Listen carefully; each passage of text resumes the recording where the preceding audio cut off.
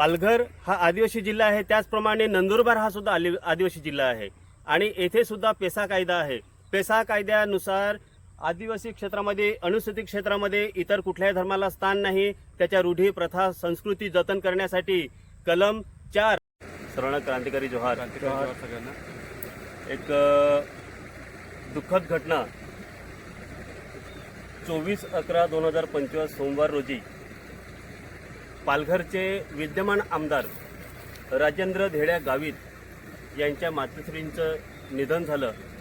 या गावित कुटुंबियांच्या दुःखामध्ये उलगुलान ब्रिगेड ही सहभागी आहे। परंतु ज्या वेळेला या गावातून नंदुरबारमधून आम्हाला काही फोन आले इकडले कार्यकर्त्यांचे, आणि ते फोन असे आले की बाबा तुम्ही पालघरमध्ये जे उठाव केलेला आहे ख्रिश्चन मिशनरीच्या विरोध, हा जो उठाव केलेला आहे त्या उठावाचं खरं कारण, तुमच्याकडे ख्रिश्चन मिशनरीज वाढवण्याचं खरं कारण आहे आमदार राजेंद्र गावित, आणि आम्हाला ही गोष्ट खरी वाटली नाही आणि म्हणून त्यांनी आम्हाला निमंत्रण पत्रिका पाठवली। ही निमंत्रण पत्रिका आहे, हे मी जो व्हिडिओला जॉईन करणार आहे, परंतु तरीही मला ते माझ्यावर त्याच्यावर विश्वास बसला नाही, कारण की पालघर जिल्ह्यातील ज्या पालघर विधानसभामधून राजेंद्र धेड्या गावित हे निवडून येतात, ते आमदार झाले, खासदार झाले, राज्यमंत्री झाले, तो बहुसंख्य भाग हा आदिवासी आणि हिंदू धर्माचा असल्याने तेथे ख्रिश्चन मिशनरीज कसे काय त्यांना निवडून देऊ शकतात मूठभर असलेले। परंतु आज ज्या पद्धतीने पालघर जिल्ह्यामध्ये ख्रिश्चन लोकांचे जे अनेक केंद्र जी दिवसेंदिवस उभारली जातात, त्याला खत पाणी कोण घालत असेल तर राजेंद्र गावित, आणि म्हणून आम्ही गावी आलो, इथे सगळ्या गावांना व्हिजिट दिली आणि त्यांच्या मातोश्रीला इथे त्यांचं दर्शन घ्यायला आले। पहा, स्वर्गीय बेटकीबाई धेड्या गावित, बेटकीबाई धेड्या गावित, जय ख्रिस्त, 24/11/25. मृत्यू 24/11/2025। आणि हे प्रत्यक्ष आम्ही या कबरवर आलो, त्यांच्या कबरीचं दर्शन घेतलं आणि आजूबाजूला जेव्हा पाहिलं, या आजूबाजूला पाहिल्यानंतर हे जेवढे कबरस्थान दिसतात हे गावित आणि वळवी, हे पहा पुढे, गावित आणि वळवी ह्या नावानेच आढळतात। आज राजेंद्र गावित हे विद्यमान आमदार हे आदिवासी अनुसूचित जमातीच्या राखीव सीट आहे म्हणून निवडून आलेले आहेत आणि म्हणून आमदार झालेले आहेत, आणि ते स्वतःला ख्रिश्चन मानतात, त्यांच्या कुटुंबीय हे सर्व ख्रिश्चन आहेत, आणि जर ते अशा प्रकारे ख्रिश्चन धर्म जर पाळत असेल तर आदिवासी राखीव सीटवर ते का निवडणूक लढतात, आणि त्यांना हे आदिवासी हा रूढी प्रथा जपणारा आहे, संस्कृती जपणारा हा आदिवासी समाज कसा निवडून देतोय, हिंदू लोक कसे निवडून देतात, या राजेंद्र गावित, या राजेंद्र धेड्या गावित या आमदाराला याच्या पुढे कोणीही राजकीय कधीही त्याला त्याचं समर्थन करू नये आणि याच्या पुढे तो कधी निवडून येऊ नये, हे मी पालघर जिल्ह्यातील सगळ्यांना आव्हान करेल की या राजेंद्र धेड्या गावित याने संपूर्ण पालघर जिल्ह्यामध्ये जे ख्रिश्चन मिशनरीचे केंद्र वाढत चालले आहेत ह्याला खरा क्रांतिकारी जोहार।